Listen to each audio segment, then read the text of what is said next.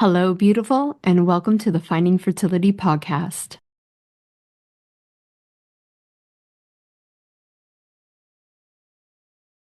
I'm Monica, your mentor in uncovering the hidden layers of your fertility journey. Together, we'll discover the right path for you within the 6 essential steps to creating the family of your dreams. We'll ditch the overwhelm, tune into your intuition, and build a vibrant foundation for your fertility. Whether it's through gut health, subconscious healing, or energetic alignment, you can unlock your body's natural power to get and stay pregnant. Your fertility journey is all about radical responsibility and deeply believing that your body is on your side. It's time to stay consistent, embrace trust, surrender, and create the transformation you deserve. Finding Fertility does not diagnose, prescribe, or treat any fertility issues. What we do is empower you to take control of your health by uncovering the root causes holding you back. Let's do this together. Happy Friday, y'all. Welcome back to another episode of Finding Fertility. I'm your host, Monica Cox, and I am so completely honored you are here with me, becoming the conscious mama you were born to be. Today we have something that maybe I've touched on a little bit throughout the podcast, but I've never dedicated an episode to it. To be honest, I haven't, because not a lot of people are talking about it. I have zero scientific evidence, and that's just going to have to be okay.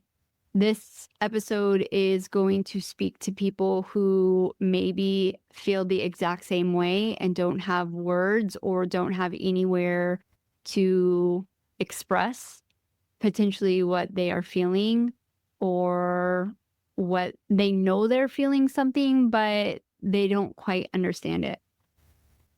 And the best way I'm going to do this, so I don't ramble on, is read what I wrote about my personal experience and my thoughts about the use of IVF and it having a emotional impact on the body very similar to physical trauma that many women have experienced. So I'm just going to read the article, and if this lands for you, this lands for you.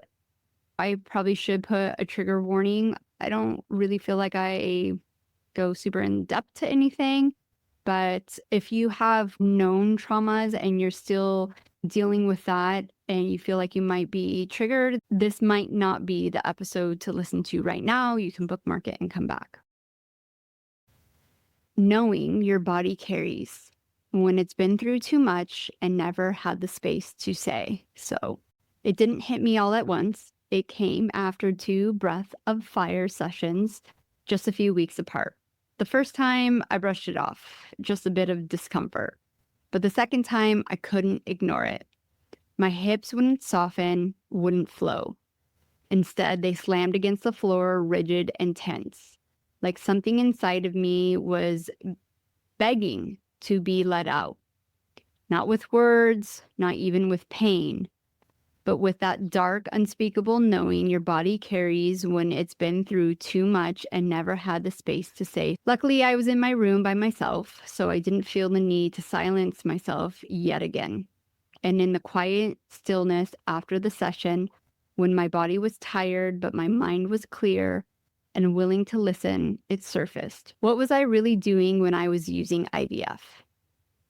It wasn't just about infertility. It was about everything my body had endured in the name of fixing something that wasn't even broken in the first place. About the silent agreement I made with the system that said, if you just follow the steps, I'll be okay. About the way I handed over my body and my hope, believing that science would save me. But my body wasn't asking to be fixed. She was asking to be heard, to be honored, to be brought with me, not dragged behind. And I didn't know how to do that yet. So I kept going. One protocol after another. One scan, one blood draw, one early morning appointment after another. Always hoping the next result would finally give me peace. But peace never came from numbers or outcomes.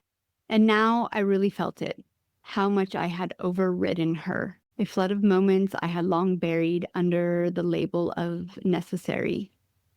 The internal exams, the quiet ultrasounds, the egg retrievals under anesthetics, the body of strangers in rooms I was never fully present in, all technically consented to, but never truly honored. Each step of IVF was something my conscious mind agreed to, but my body braced against it. And the body doesn't forget what it wasn't given space to process. I used to tell myself it was all fine, just part of the journey. But now I see it for what it was. Tiny breaches I thought didn't matter, but accumulated over time. For the first 3 years of my journey, I wasn't present. I was just moving from pillar to post, scan to blood draw, procedure to procedure, clinging to each next step like it was the one that would finally deliver the dream. But underneath it all, I was a scared little girl, placing all her hopes on something she couldn't control. I wasn't empowered, I wasn't healthy, and I wasn't connected to my body at all. Add the pressure of age, a diagnosis, the whisper that time is running out, stacked on top of heavy medical protocols, intense hormone surges, and repeated procedures.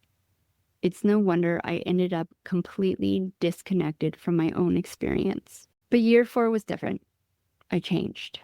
I was a different woman during my second egg retrieval. With hindsight, it showed me that when you're consciously present and taking care of your body, you can get through hard things without storing the residue. They kept me awake. It was a beautiful, sacred experience. My husband was even in the room watching each egg being collected like a little Easter egg hunt, but it went medically sideways.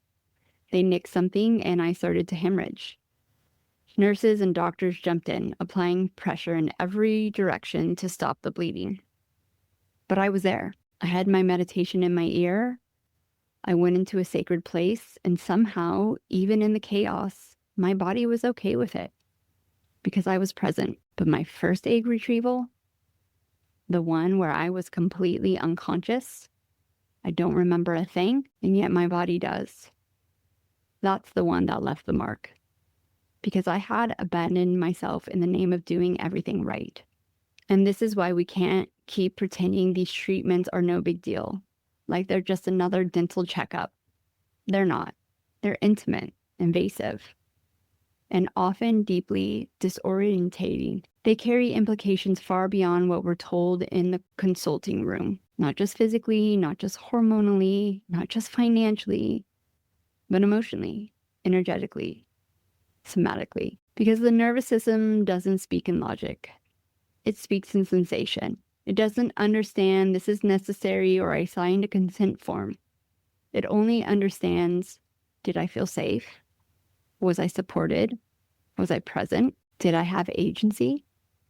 If the answer is no, or even a hesitation maybe, the body often responds by bracing, shutting down, or freezing. The perfect storm, functional freeze. On the outside, you're calm, cooperative, maybe even grateful. But inside, your body is holding its breath and just trying to make it through. And it's not just your nervous system that responds this way. The body holds memory in places that don't speak in words. The fascia, the connective tissue that wraps around your muscles, organs, and bones, contracts in protection when it senses overwhelm.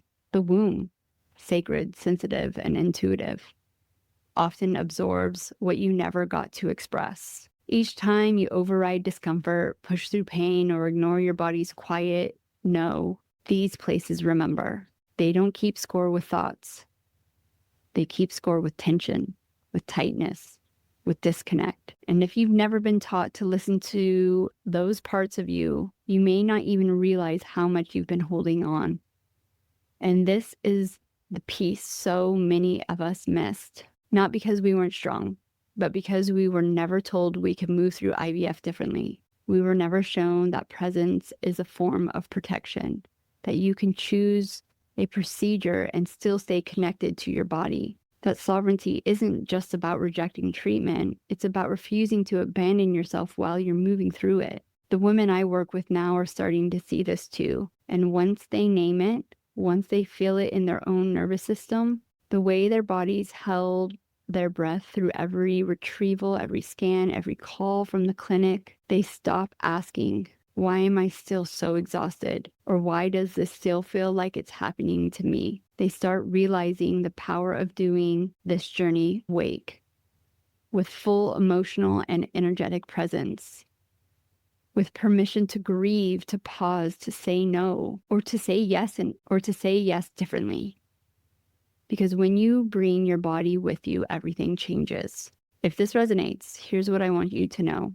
You are not crazy for still feeling things in your body from years ago. That's intelligence, not dysfunction. You can start healing even if your IVF happened a decade ago or last week. You get to slow down. You get to check in. You get to ask, is my body with me in this? You can choose to do your next treatment differently. You can bring emotional safety, somatic presence, and sacred awareness into it. And yes, that can change everything. If you've been through treatments or something still feels unsettled in your system, even if you can't name it, I encourage you to start gently rebuilding that relationship with your body. Meditate, dance, breathe, scream, journal, get still, let your body speak. And if you're preparing for another round, don't just prepare the calendar and your supplement stack. Prepare your nervous system, your heart, your inner knowing. Because fertility isn't just physical, it's deeply emotional, and your body deserves to be a partner in the process, not a passive participant. When you bring your body with you, everything changes. And make sure you tune in the next 2 weeks because I have a special guest, Leslie.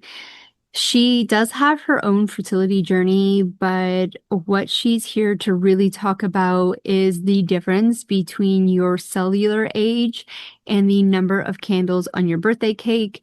She and other scientists are doing the science and the research about what I keep banging on about how your cellular health, your cellular age is way more important than your birthday. So I'm really excited for these episodes, so please come back and tune in. Thank you once again for tuning in and becoming the conscious mama you were born to be. Remember, I wasn't some magical unicorn who stumbled into fertility success. I stayed consistent, I put in the work, and I made it happen. And guess what? You can too. And I have something for my loyal podcast listeners, but here's the key.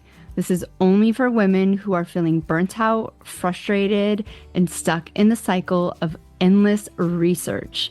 And you're at a point where you are screaming, I have tried everything. Why isn't this working? This only works for women who are ready to take a radical responsibility for their journey and start listening to their body's innate wisdom. Because deep down, you know you can heal and achieve your ultimate goal. If that's not you yet, that's okay. Not everyone is ready yet to show up with ease, deeply connect to their energy, unlock subconscious patterns, and listen to their body's ability to come into full coherence. But for those who are ready, I'm offering something I only do with my paying clients, and this is a fertility breakthrough session. This is the first thing I do, even before I start really deeply working with someone in a coaching package. It's a deep dive session where we look at exactly where you are right now, what's keeping you stuck, and the easy shifts that can change everything. But fair warning, these sessions are very limited and go fast. So if you're interested in checking out my superpower for uncovering exactly what's been overlooked, jump into one of these free calls. They're deep, they're intuitive, and they're game-changing. The only way you can access this is if you actually personally message me.